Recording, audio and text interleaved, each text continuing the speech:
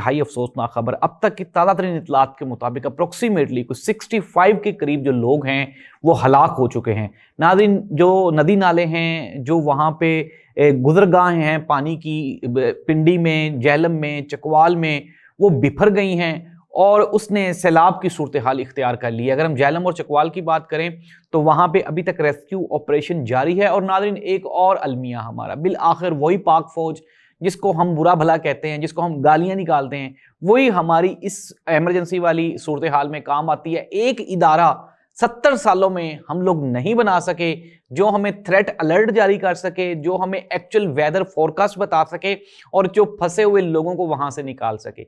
एक rescue 1122 credit goes to Chaudhry Pervez Elahi साहब। इसके अलावा पंजाब में 7-7 बारियां लेने वाले, मरकज में 5-5 बारियां लेने वाले, वो आज दोबारा फिर बरसरे इक्तदार हैं, लेकिन लोगों के माल डंगर भी वहां पे बह रहे हैं पानी में, लोगों की जानें भी ज़ाया हो रही हैं, लोगों के घर भी बर्बाद हो रहे हैं, लोगों की इन्वेस्टमेंट भी बर्बाद हो रही है। और जो वीडियोस हैं वो ये दिखा रही हैं कि वहां पे मोटरसाइकिल्स, गाड़ियां वो भी बह गई हैं पानी में।